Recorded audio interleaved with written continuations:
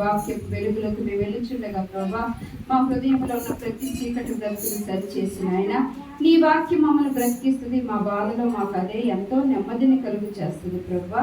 దేవా ఈ శరీర పరంగా నాయన ఏదో మెడిసిన్ కొంత నెమ్మదిని కలుగు చేస్తుంది, కానీ ప్రభా ఆత్మీయంగా ప్రభా నాయన తండ్రి ప్రభా వాక్యమే నాయన తండ్రి మమ్మల్ని పోషిస్తుంది, మమ్మల్ని ఆదరిస్తుంది, మమ్మల్ని బ్రతికిస్తుంది, మాకు కావాల్సిన శక్తిని ఇస్తుంది ప్రభా. కాబట్టి మీ వాక్య వెలుగులో మమ్మల్ని అందరినీ కూడా ఉదయింపచేయమని యేసునామమున అడిగి పెట్టుకుంటున్నాను తండ్రి.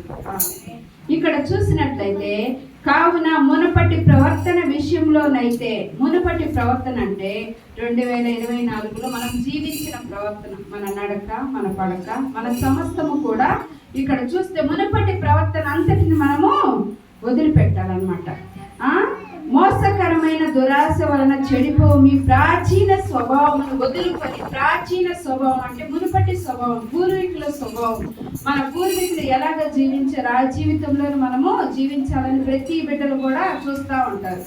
తల్లి తండ్రి ఎలా నడిస్తే వారి ఎడక బిడ్డలు నడవాలని, తల్లి తండ్రి ఏం మాట్లాడితే వాళ్ళు చెడు మాట్లాడితే బిడ్డలు చెడు నేర్చుకుంటారు, మంచి మాట్లాడితే మంచిని నేర్చుకుంటారు. అయితే ఇక్కడ ఏమన్నాడు, ప్రాచీన స్వభావమును వదులుకోవాలంట. ఆ స్వభావాన్ని అంతా ఈ నూతన సంవత్సరంలో మనము వదిలిపెట్టాలంట. వదిలిపెట్టి తర్వాత ఏమని చెప్తున్నారు, మీ చిత్తవృత్తి యందు నూతన పరచబడిన వారమై, నూతన పరచబడటం మన చిత్తములో, దేవుని చిత్తంలో మనము నూతన పరచబడాలి, నూతన జీవితం కావాలి. ఒక పసిబిడ్డ పుట్టగానే ఎంతగానో ఏడుస్తూ బయటికి వస్తాడు. ఎందుకు వస్తాడు?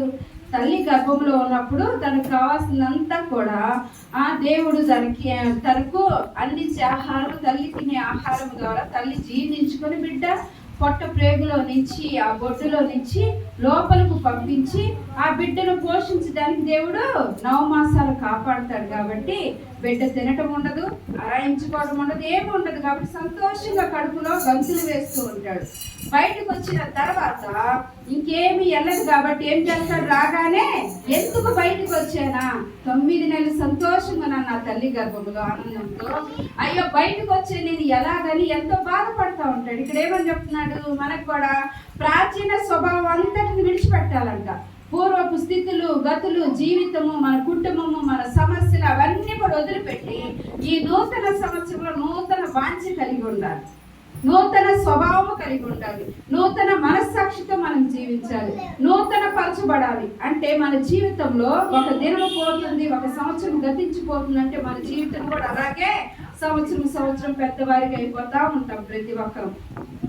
కానీ ఇక్కడ ఏమని చెప్తున్నాడు, ప్రాచీన స్వభావాన్ని మనం విడిచిపెట్టి మనం అంట నూతన పరచబడిన వారమై నీతియు యథార్థమైన భక్తి గలవారై దేవుని పోలికగా సృష్టించబడిన.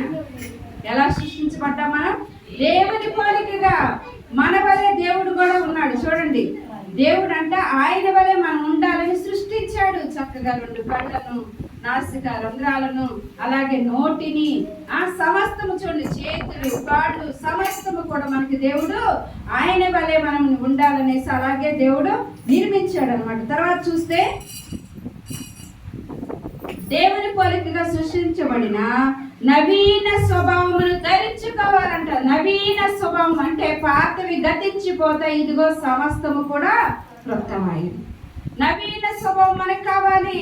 పూర్వపు స్థితులు, పూర్వపు గతులు, పూర్వపు జీవితము, పూర్వపు అనారోగ్యాలు అన్ని ప్రార్థించుకోవడానికి వచ్చాం.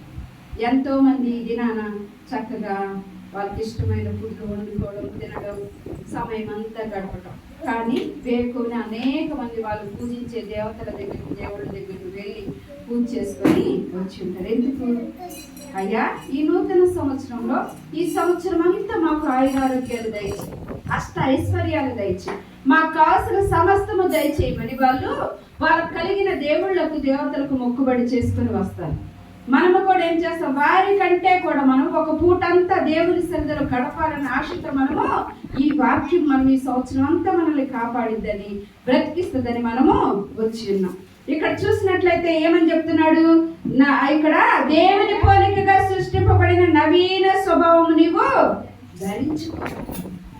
ఈ మధ్యాహ్న కాల సమయంలో నవీన స్వభావము ధరించుకోవాలి.